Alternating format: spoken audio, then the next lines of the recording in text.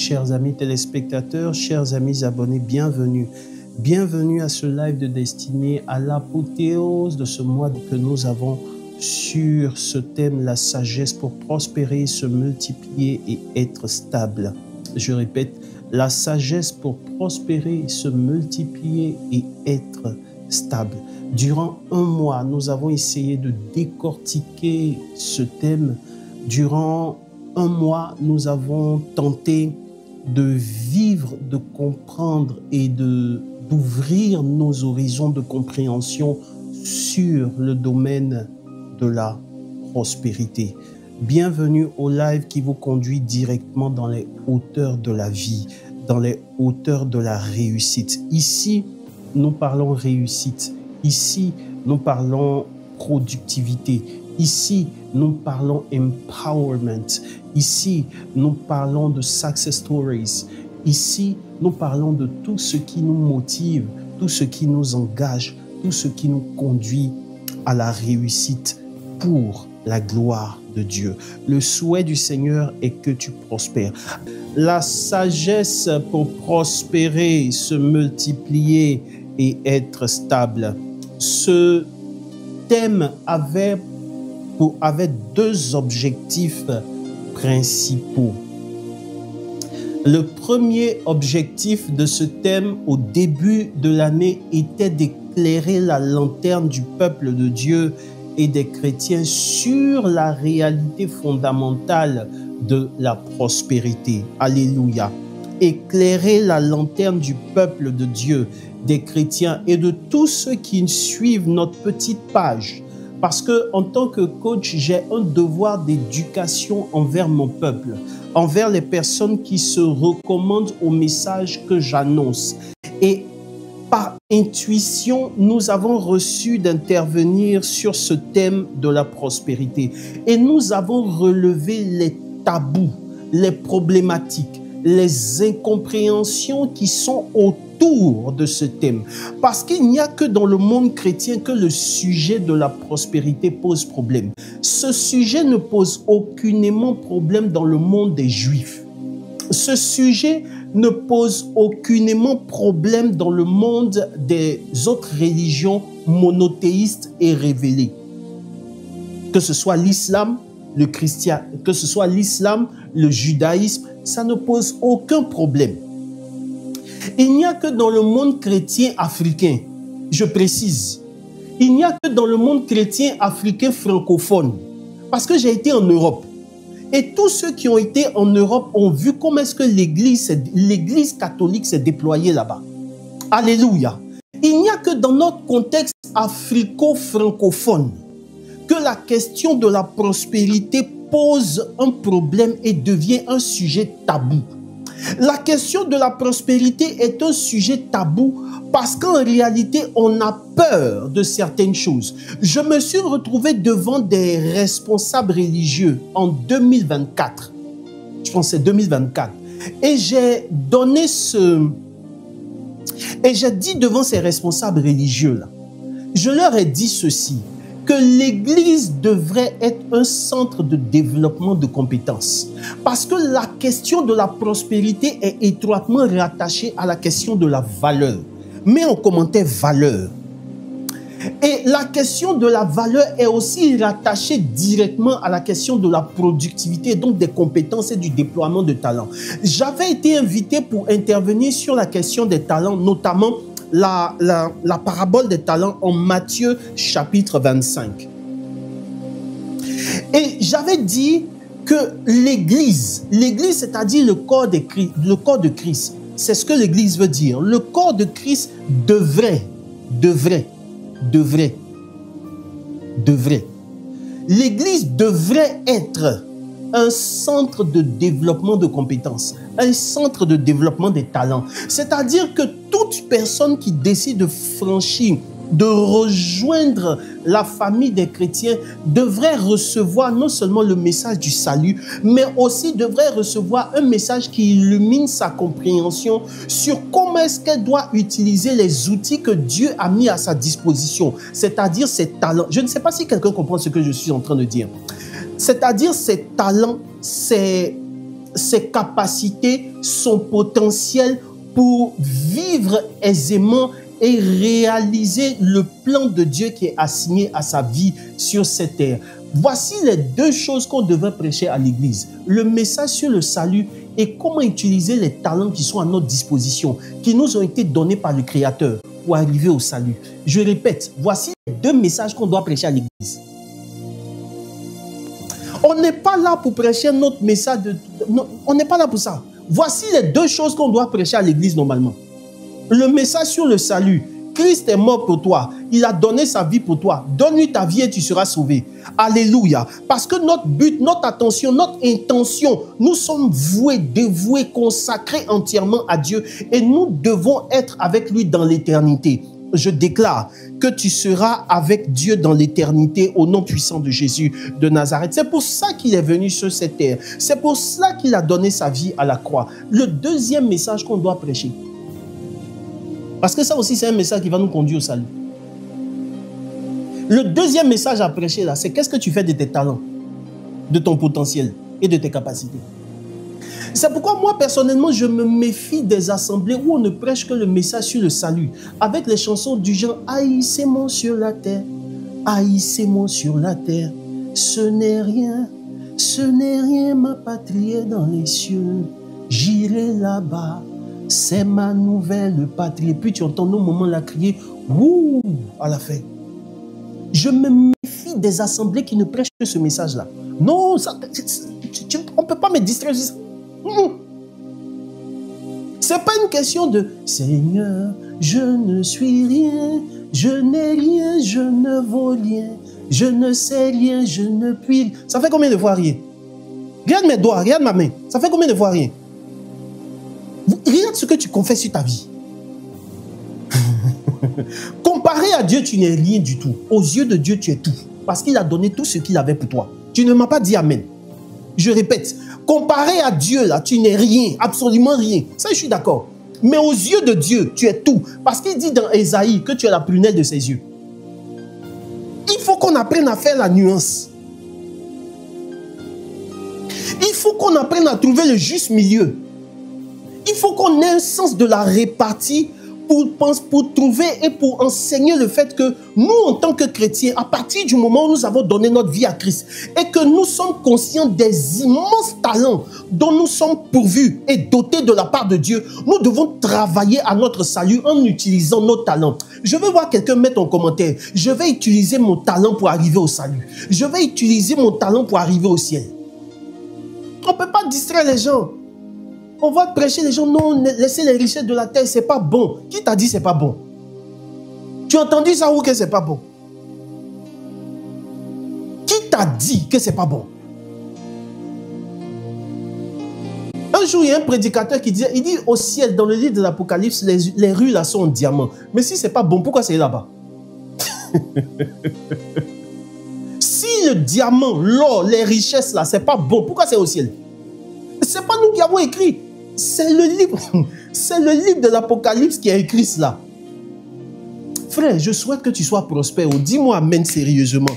Je souhaite que tu sois prospère. C'est ce que Jean écrit. 3 Jean chapitre 1, verset 2 écrit que bien-aimé, je souhaite que tu prospères, que tu sois en bonne santé comme prospère l'état de ton âme. Je souhaite que tu sois prospère. Ça va éviter tous les débats qu'il y a autour dans le monde chrétien africain ivoirien. Parce que les chrétiens ont 3 sujets principaux. C'est le top 3, le top 3 des grands sujets sur lesquels ils sont très passionnés ces temps-ci. Premier sujet, c'est 10 000 offrandes. Deuxième sujet, c'est Maman Marie. Troisième sujet, ce sont les communautés nouvelles. Il transpire comme ça quand il doit écrire. Il transpire comme ça parce qu'il doit insulter quelqu'un. Quand ce sont ces 3 sujets, on ne réfléchit plus. Quand ce sont ces 3 sujets-là, on est bloqué dans notre mindset.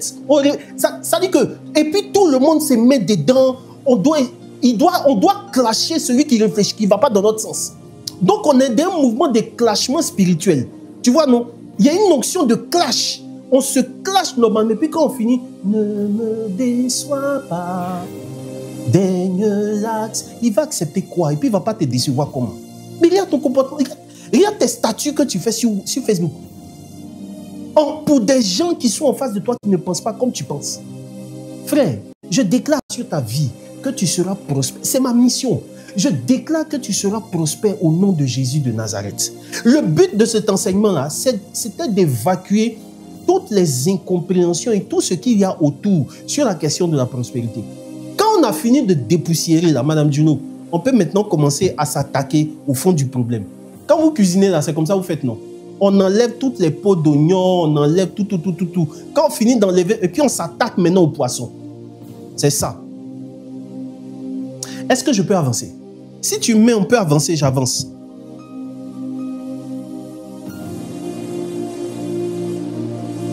Si tu mets, on peut avancer, coach, j'avance. Moi, je ne suis pas prédicateur, moi, je suis coach. Ce que les autres ne te disent pas, je vais te dire. C'est mon rôle, c'est mon but. Alléluia. Parce que, en fait, laissez-moi vous dire la vérité. Si ce message n'est pas assimilé dans notre compréhension des choses, il y a une génération qu'on va perdre. On sera de grands philosophes à l'église. Les Platon, les Sénèques. Et on sera de grands théologiens à l'église. Et puis on va rater une génération. Parce que la génération de nos enfants, c'est une génération qui te questionne sur ce que tu as. Et puis ce que tu n'as pas. Je répète, la génération de nos enfants là, ce sont des gens qui posent des questions. Ce sont des gens qui vont dire, mais maman, pourquoi le papa de Junior qui est là-bas, là, il a une voiture, et puis sa voiture est jolie. Et puis pourquoi nous on marche toujours pour aller à l'école? Junior va te poser question ça là. Un jour. Chaque génération vient avec ses principes. Hein. Chaque génération vient avec sa mentalité. Nous, notre éducation, là, je vous l'ai dit au départ, c'est l'éducation des Akans. Ton papa te dit, assieds-toi. Quand tu t'assois, tu ne bouges pas. D'ailleurs, même ton papa peut être au salon en train de regarder la télévision et puis tu vas venir prendre la télécommande. À notre temps, même télécommande n'existait pas. C'était pour les boss. Tu comprends, non? Ton papa peut être en train de regarder le journal de 20h et puis toi, tu vas venir changer la chaîne. Non.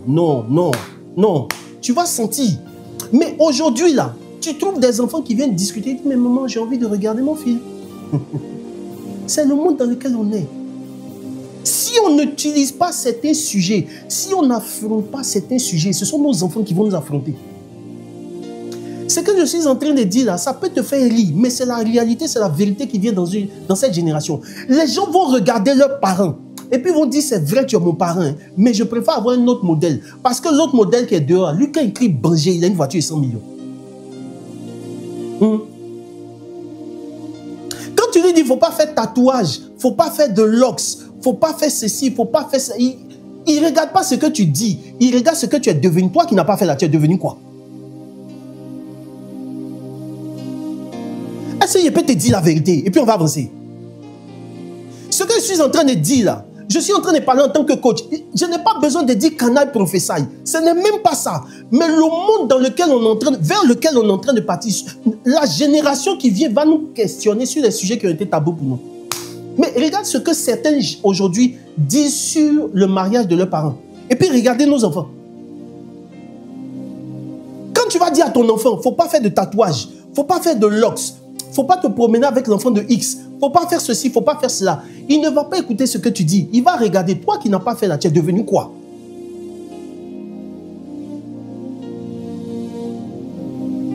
Voilà, il y a quelqu'un qui est en train de dire, elles ont commencé à me poser la question même. Voilà, il y a quelqu'un, madame, il y a quelqu'un qui a commenté, qui a mis un commentaire, elles ont déjà commencé à me... Oui, mais c'est la réalité. Nos enfants là, ils posent des questions. Et si vous ne voulez pas susciter dans leur cœur des instances, des gemmes de rébellion, il y a un niveau de prospérité que tu dois avoir. Alléluia, dis-moi amen s'il te plaît. Tu dois prospérer. Homme, père de famille, tu dois prospérer pour ne pas perdre ton autorité devant ta femme. Dis-moi amen, je vais avancer. Tu dois prospérer pour ne pas que demain, quand il y a une réunion de famille, c'est quand on a fini de prendre les décisions qu'on t'appelle après pour te dire, ah, samedi dernier, il y a eu une réunion, tu n'es pas informé. Mais toi aussi, pourquoi tu n'es jamais informé? Oh, c'est eux qui doivent te dire. Mais en fait, même si on te dit, comme les Ivoiriens disent, tu ne peux rien créer. Donc, c'est la personne qui peut créer quelque chose là. C'est la personne là qu'on informe pour dire, ah, vraiment, il y a une réunion. Et puis, quand la personne, même quand la personne vient en retard, regarde, la Bible écrit une chose, que la sagesse du pauvre là, elle est méprisée. Et au moment où la Bible écrivait ça, on dit que c'est le livre de l'Ecclésiaste qui dit ça, qui dit que qui dit qu'il y a un homme qui est venu prendre une ville et le pauvre s'est débrouillé pour libérer la ville. Mais quand il s'est débrouillé pour libérer la ville, là, on l'a oublié. On l'a oublié, pourquoi? Parce qu'il est pauvre. Et le texte conclut que la sagesse du pauvre, là, c'est-à-dire que même quand le pauvre se débrouille pour être sage, c'est-à-dire que même quand il fait l'effort d'être un peu conscient, et puis donc conscient, on dit, toi, il faut te taire. Il faut te taire. Tu sais que conseil comme ça, là, ça marche, et puis toi, depuis là, tu es là. Le monde dans lequel on vit ne va pas regarder. Le monde dans lequel on vit ne va pas regarder nos belles déclarations. On va regarder à tes résultats. On va regarder à tes fruits. Comme Genèse chapitre 39, le verset 3 à 5. C'est Potiphar qui observe Joseph. Et puis quand il observe Joseph, là, il ne regarde pas le nombre d'heures où il est en train de prier. Ce n'est pas ce qui intéresse Potiphar. Ce qui intéresse Potiphar, là, c'est est-ce que ce qu'il est en train de faire a réussi? Les païens n'ont pas besoin de nos belles déclarations. Les païens n'ont pas besoin de nos, mon frère. Donne ta vie à Christ. Tu seras sauvé. On a compris. Il ne faut pas aller sortir avec le sugar daddy. On a compris. Le mois prochain, il doit payer son loyer. Qu'est-ce que tu peux créer dans sa vie pour le prochain loyer qu'elle doit payer?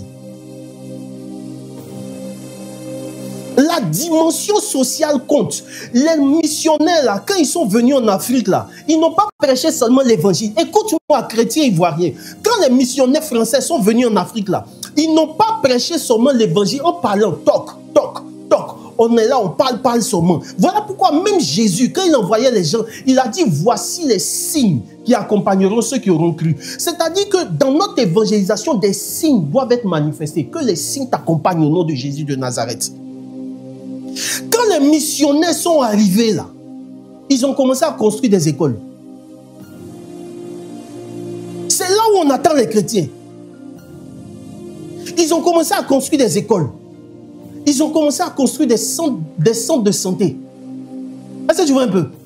Et puis ils ont commencé à enseigner les enfants de nos parents.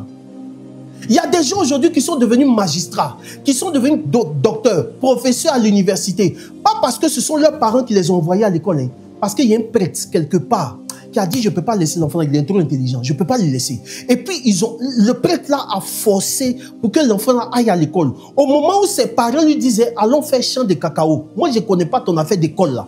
Le prêtre a forcé pour que l'enfant là aille à l'école. Et puis, quand l'enfant est parti à l'école, aujourd'hui là, il est devenu magistrat. C'est à ça là que le monde nous attend. Notre société a besoin de signes.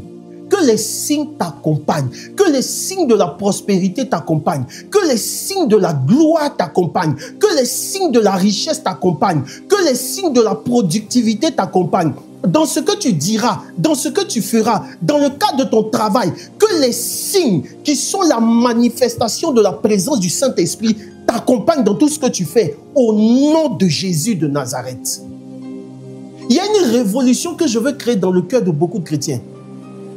Parce qu'en fait, on a prêché nos insécurités. Il y a beaucoup qui ont prêché les insécurités. Il y a beaucoup qui ont prêché les incompréhensions qu'ils ont eues par rapport à des sujets qui pour eux devaient être... Écoutez, dans les évangiles, là, on dit que Jésus était à la synagogue et puis au moment de l'offrande, Jésus avait son regard sur la quête. Là. Genre, c'est pas ça. Je n'invente rien. On dit Jésus regardait ce que les gens mettaient. Et puis il y a une pauvre veuve. Une veuve qui est venue donner.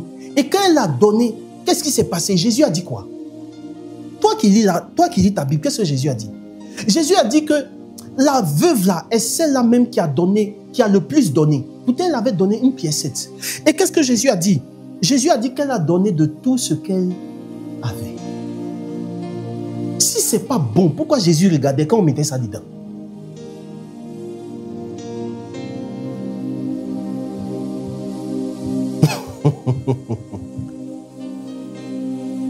Je fais partie d'une génération qui a testé les difficultés de la vie.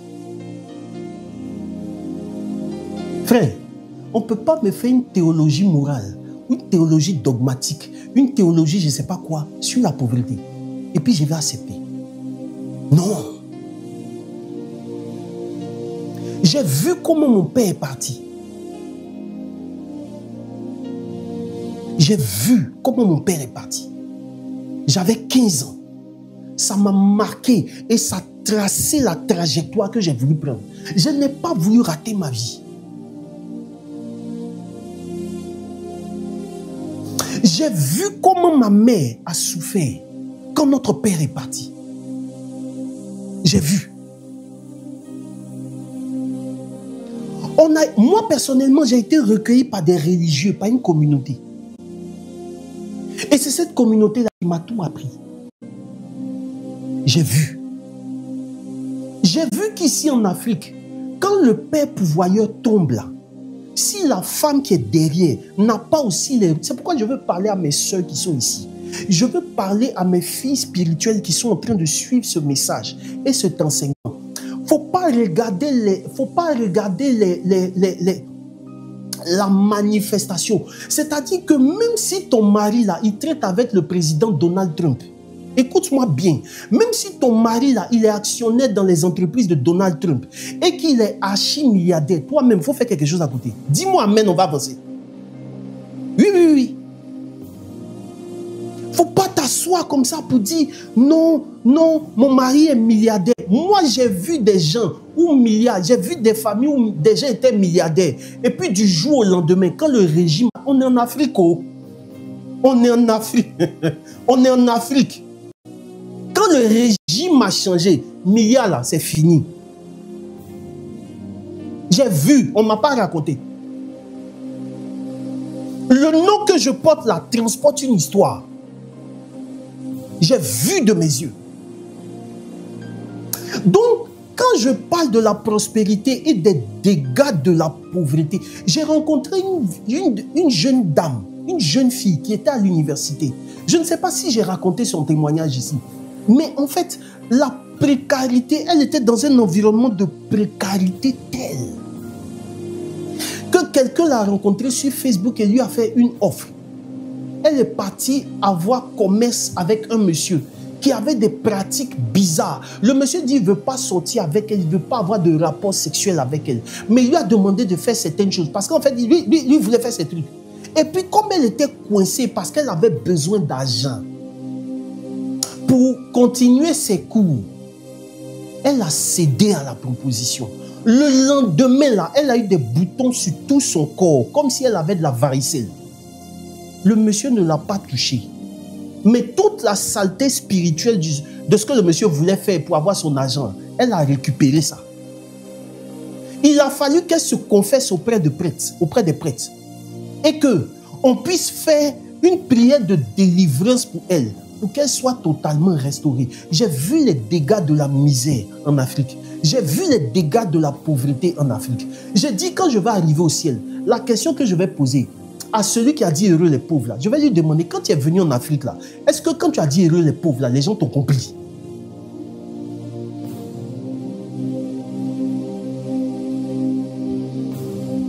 Toutes les sociétés qui se sont développées ont pris en compte la question de leur talent, de leurs compétences. Dieu t'a doté d'intelligence. Il a mis des trésors en toi. Tu sais cuisiner. Tu sais organiser les choses. Tu sais tresser. Quel que soit ce que tu sais faire, tu sais rédiger des textes. Tu sais jouer au foot. Tu es artiste. Tu es architecte. Peu importe ce que Dieu a mis en toi, tu dois te servir de ça pour changer tes conditions de vie. Dis-moi amen s'il te plaît. Ne reste pas là à t'inventer des théories bancales sur la théologie de la pauvreté pour maintenir ta vie et les personnes qui sont connectées à ta destinée là dans la misère. Change ta situation à partir de ta réalité de vie, à partir de ta vision. Moi, je veux que tous ceux qui sont connectés au ressourcement des leaders, que tous ceux qui sont connectés à Stéphane-Marie Dulot soient archi-milliardaires au nom de Jésus. Écoute, il y a deux profils à qui tu peux ressembler dans la vie. Il y a le pauvre Lazare et puis il y a Joseph d'Arimathée. Les deux sont allés au ciel. Mais comment tu as vécu sur la terre, là, ça dépend de toi, ça ne dépend pas de Dieu. Alléluia. Mais la réalité, c'est que le pauvre Lazare, même quand il est arrivé au ciel, là, on a voulu l'envoyer encore. Il faut aller sur la terre, il faut aller expliquer. Est-ce que vous avez entendu qu'on a dit ça à Joseph d'Arimathée? Tu as la possibilité. Tu peux changer tes conditions de vie. Tu peux changer ta vie. Tu peux changer ta réalité. Tu peux changer le narratif de ton histoire. Tu peux changer le narratif de ta famille. Tu peux changer le narratif qu'il y a sur ton nom. Écoute, ton nom te donne, ton père te donne un nom. Mais toi, tu as obligation de donner une renommée au nom de ton père, au nom de Jésus de Nazareth. Tes parents doivent être fiers de toi. Parce qu'en Afrique, ici, là, on n'est pas chez les Blancs. Ici, là, maison de retraite n'existe pas. Dis-moi amen, je vais avancer. On est en Afrique. Quand vous voyez les problèmes qu'il y a dans certaines familles, le père Guaibo, non, je bénis toujours Dieu pour ce prêtre-là. Parce que sa théologie est une théologie incarnée. Sa théologie est une théologie qui prend en compte les réalités. Moi, je n'aime pas les théoriciens. Je n'aime pas les gens qui parlent gros français et puis après on voit rien. Je veux des gens qui sont capables de pouvoir prendre en compte les réalités des gens. Le père Guaibo, pendant les préparations au mariage, il disait aux femmes, il dit, il ne faut pas privatiser l'enfant des gens. Que les gens ne sont pas quittés au ciel pour tomber. Mais c'est ce qui crée des problèmes dans les familles. Le monsieur est le seul qui pourvoit aux besoins de la famille, Mme Duno. C'est le seul. Quand il y a réunion au village, quand quelqu'un tombe au village, c'est lui on appelle. Tu viens te marier à lui. Tu dis non, à partir du moment où on est marié, là, je commence à verrouiller. Wallahi, c'est que tu ne connais pas comme sorcellerie, tu vas voir. Mais ça est devant nous. Ça est devant nous. Tu peux te jouer les blanches, je me dis, moi, à partir du moment où je suis marié, voilà. Hé, sorcellerie, tu ne connais pas en Afrique, tu vas voir. Dans tes rêves, dans ton placard, quand tu sors la journée, tu vas voir sorcellerie là. Pourquoi? Parce que tu as touché à la personne qui pourvoit aux besoins d'une famille. Donc quand les gens te regardent comme quelqu'un qui met en danger toute une famille. Tu ne connais pas encore la vie. Le père Guaibo nous a dit, il ne faut pas privatiser l'enfant de quelqu'un.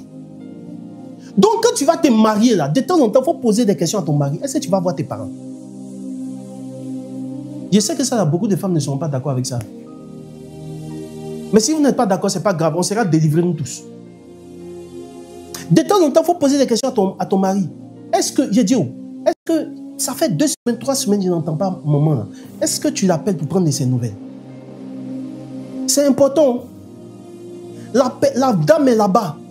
Pendant 2 mois, elle t'entend pas. Même poisson mange au village, elle ne gagne pas pour manger. Tu es habillé ici, c'est toi qui danses dans toutes les boîtes de nuit. Tu changes costume. C'est toi qui changes sac à main à l'Iwax. C'est toi qui changes ceci. Frère, ce que tu ne connais pas comme combat spirituel, là, tu vas connaître.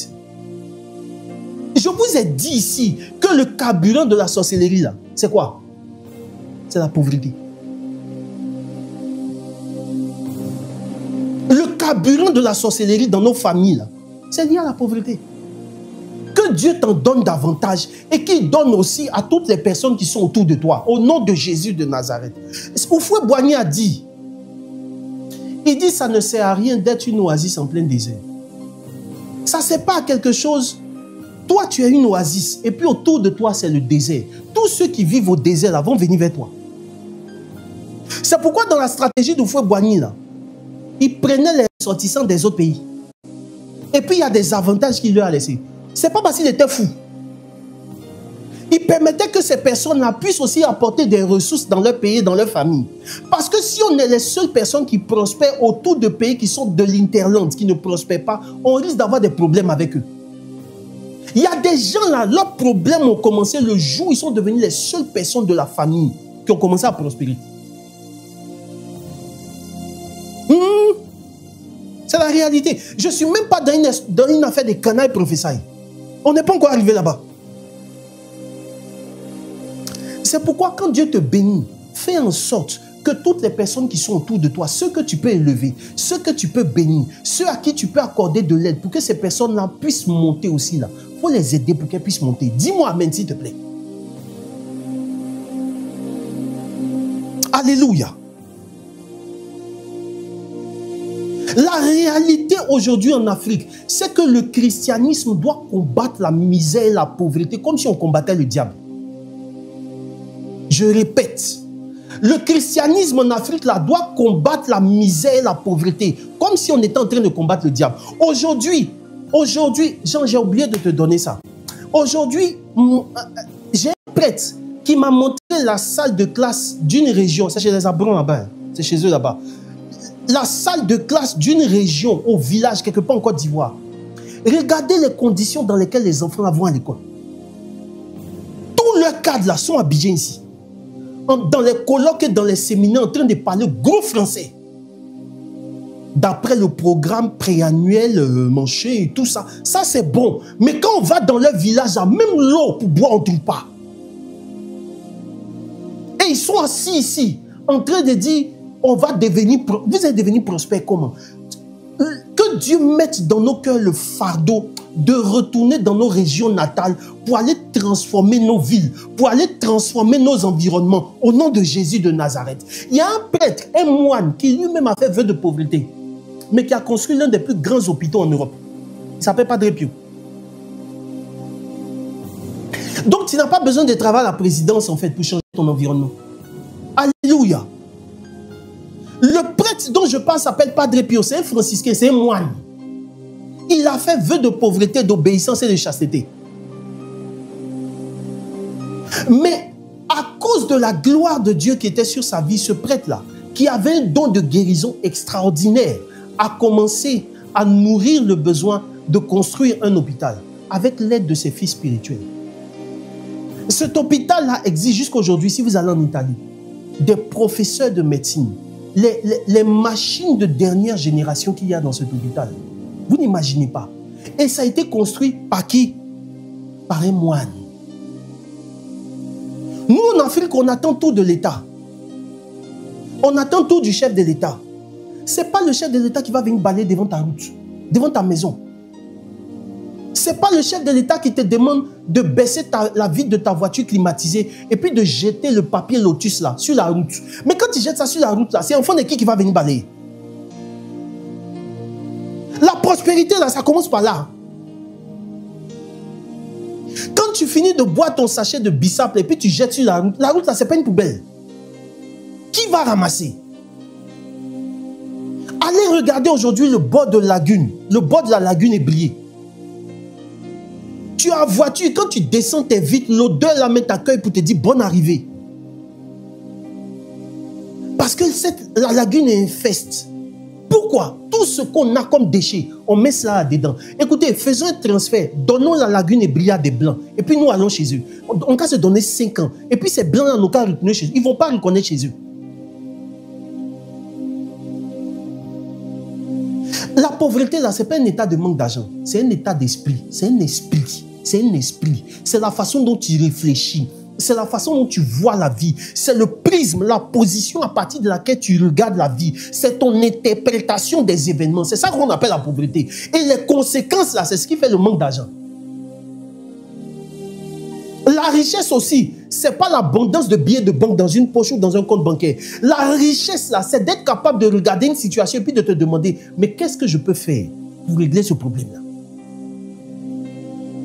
Qu'est-ce que je peux faire pour améliorer la condition de vie de ma famille? Qu'est-ce que je peux faire pour que, à partir de janvier 2026, ma vie s'améliore? Les environnements où on entretient le plus de paresse, aujourd'hui, là, c'est dans les environnements chrétiens. Oui. Parce qu'on n'a pas l'attitude de bâtir. Tu vas prendre une femme à 21h, 22h, elle est mariée, mais elle est dans le presbytère, elle est dans les communautés, elle est en train de... Moi, tu es ma fille spirituelle, à 22h, tu tournes autour de la paroisse. Il y a 2 questions des mêmes familles que je vais te poser. Ton mari, là, tu l'as laissé où? Et puis tu viens la prier, à 22h. Qu'est-ce que tu fais de lui? Et puis à 22h, tu es encore à l'église. Tu vas me dire. Ce n'est pas une affaire de daddy. Il n'y a pas affaire de daddy dedans. Tu es marié, retourne pour aller t'occuper de ton mari. Oui. Vous les voyez, tourne. C'est des choses qui fuient. Quand vous voyez quelqu'un, matin, midi, soir, tu es sur Facebook, WhatsApp, à minuit, tu vois, partage des choses. Il dit, tu n'es pas marié. Tu n'es pas marié. À minuit, là, qu'est-ce que tu partages sur Facebook? Il y a quoi d'aussi important que tu ne peux pas partager à 6 heures? Va dormir. Va dormir. c'est de la compensation. C'est de la compensation. Parce qu'en réalité, on n'a pas développé cette intention de construire jusqu'à avoir les fruits. On a l'impression qu'à cause de la grâce de Dieu, il y a un effort de travail qu'on ne doit pas fournir. Il y a des environnements où Dieu va te mettre. Quand il te met à Canaan et puis il te dit le lait, le miel couleront, il faut savoir une chose. Le lait, là, le miel, là, ça ne va pas pleuvoir comme ça, comme une pluie. Ça va pas. Non. Quand il te dit que le lait et le miel couleront, ça veut dire que tu vas aller affronter les abeilles.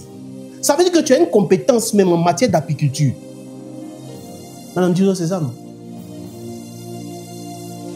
Donc, en fait, plus Dieu t'élève là, plus tu dois travailler. Il faut écrire ça en commentaire. Plus Dieu t'élève, plus ton volume de travail augmente. Maître Ndri m'a confié que quand ils sont allés à La Haye pour le procès, le célèbre procès à la Cour pénale internationale, ils n'avaient jamais plaidé à cette cour-là. C'est la plus haute cour pénale au monde. Et quand il est arrivé là-bas, les dossiers là, des dossiers de 5000 pages, des dossiers de 10 000 pages que tu dois lire en moins d'une semaine. Donc, en fait, quand Dieu l'a béni pour lui dire, mon fils, je vais t'envoyer à la Cour pénale internationale, ça y est, son volume de lecture a augmenté. You see that? Quand tu pries pour dire, Seigneur, rends-moi prospère, c'est ton environnement, c'est ton programme journalier qui change. Le signe que ta vie est en train de changer, c'est que ton emploi du temps journalier change. Alléluia. La femme qui allait voir le prophète là, pour lui dire que son mari était mort et que ses deux enfants, en 2 Rois chapitre 4, il lui a dit, va vendre l'huile. Va vendre l'huile sur un marché. À partir de ce moment, la femme, là, chaque matin, quand elle se réveillait, elle n'allait pas faire le message. Elle partait vendre. À partir de ce moment, elle n'avait pas le temps de s'asseoir avec ses copines du quartier. Vous dites, j'ai dit, oh, c'est la même, pourquoi elle est toujours dans le même habit là? Tu vois, la pauvreté là, c'est ta capacité à pouvoir t'associer et puis la qualité des discussions, des relations que tu as avec les gens.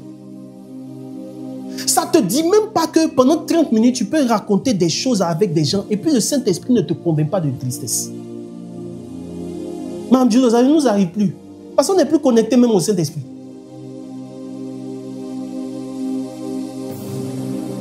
On n'est plus connecté au Saint-Esprit. Or, quand ta vie est sur le point de changer, c'est ton emploi du temps qui change. Tu n'as plus le temps de parler des gens. Tu n'as plus le temps de t'intéresser aux batailles des gens. Parce que tu es obsédé, omnibulé par tes résultats personnels. Tu avances. Ça n'a pas marché aujourd'hui, tu dors. Le lendemain, tu te lèves, tu vas te battre encore. Tous tes objectifs que tu n'as pas eu, ok, c'est pas grave. Tu dors, tu pleures un peu, tu pries un peu. Le lendemain, tu es revigoré, tu repars encore. Pourquoi? Parce que tu es concentré. Tu es concentré. Je dis, le 7e livre que je vais écrire là, ça s'appelle Distraction. Vous allez voir l'industrie de distraction que le diable, en collaboration avec ses suppôts et ses serviteurs, ont mis en place, surtout en Afrique francophone, dans le monde chrétien. Vous allez voir l'industrie de distraction qui nous fait perdre du temps, qui nous fait perdre de l'énergie. Laisse-moi te dire la vérité.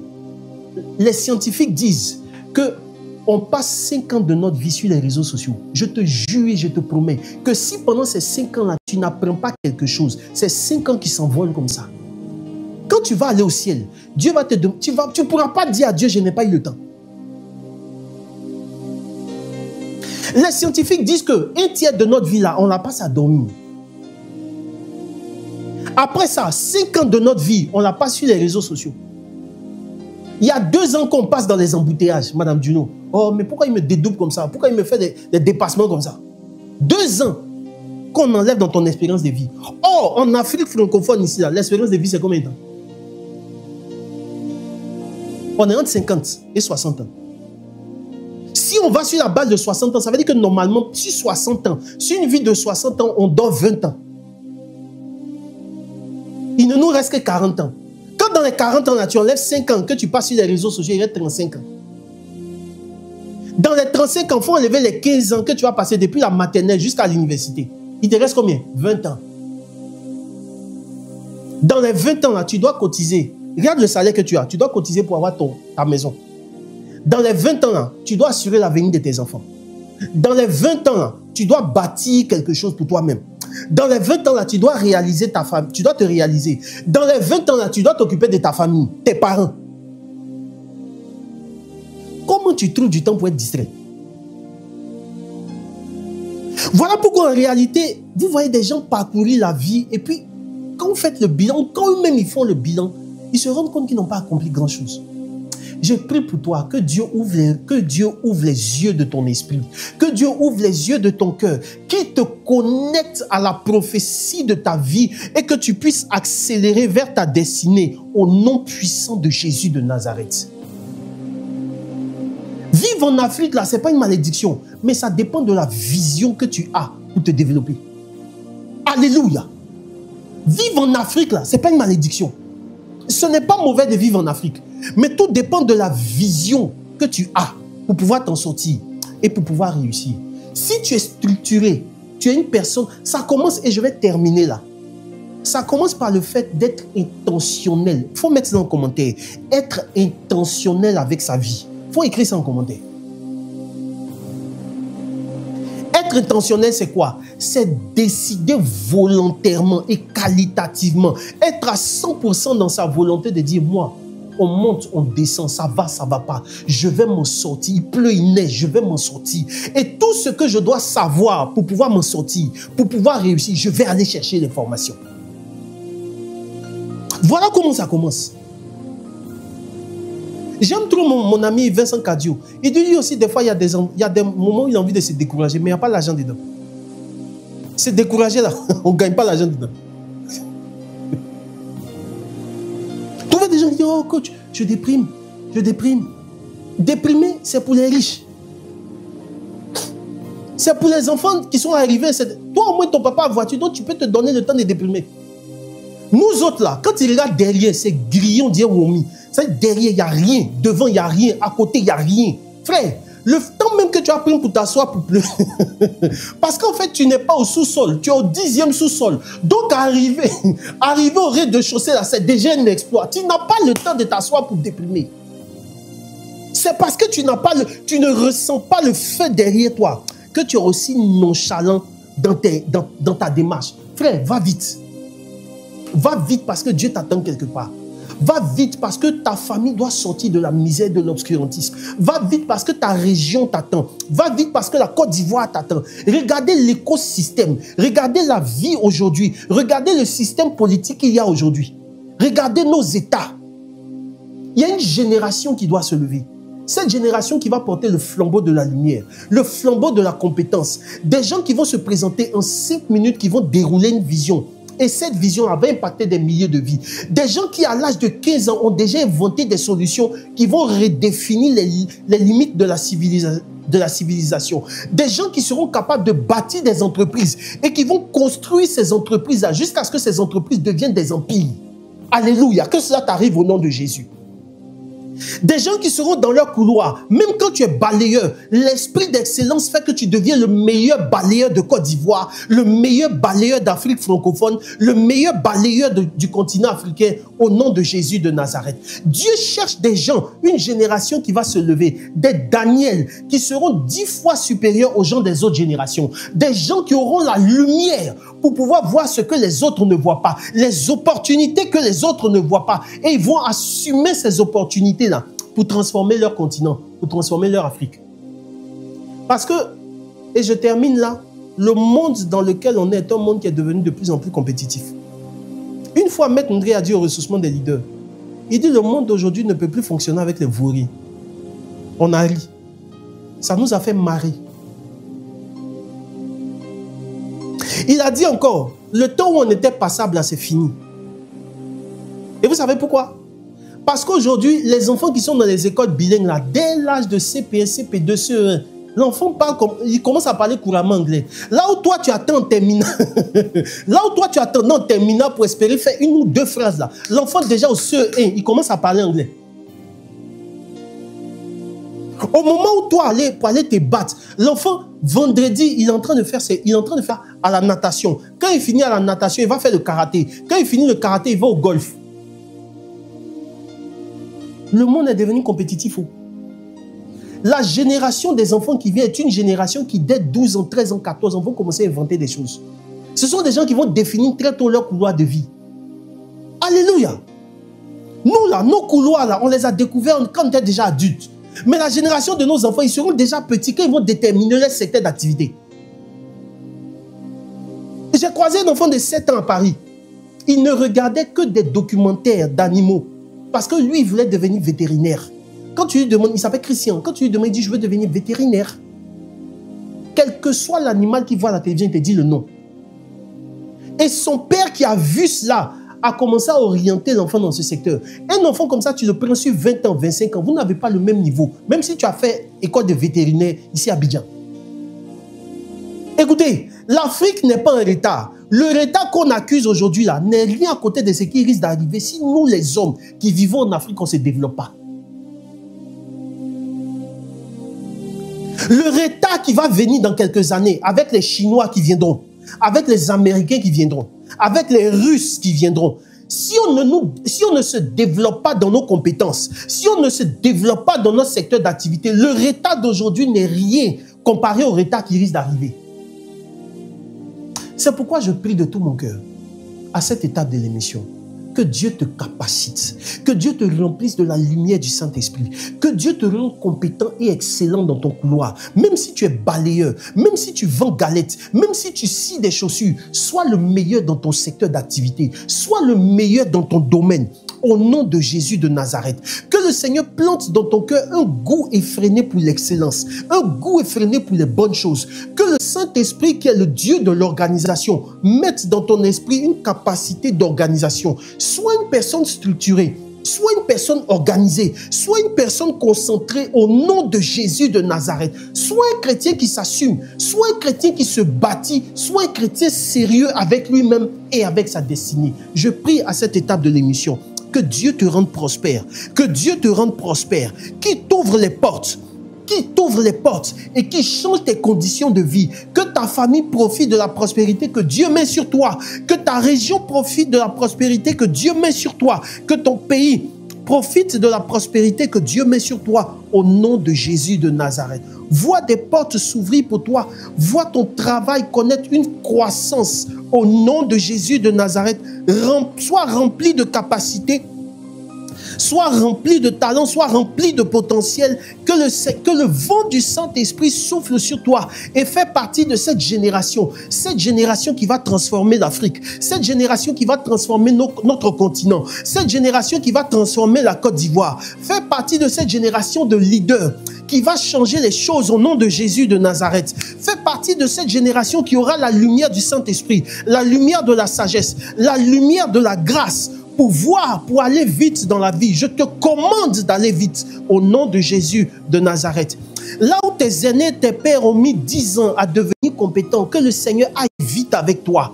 Que Dieu aille vite avec toi. Là où des gens butent sur des solutions, que Dieu mette cette solution-là dans ton cœur. Que Dieu mette cette solution-là dans ton cœur. Soit une solution pour les gens de ta famille. Soit une solution pour ton environnement. Soit une solution pour les gens de ta génération. Au nom puissant de Jésus de Nazareth. Alléluia.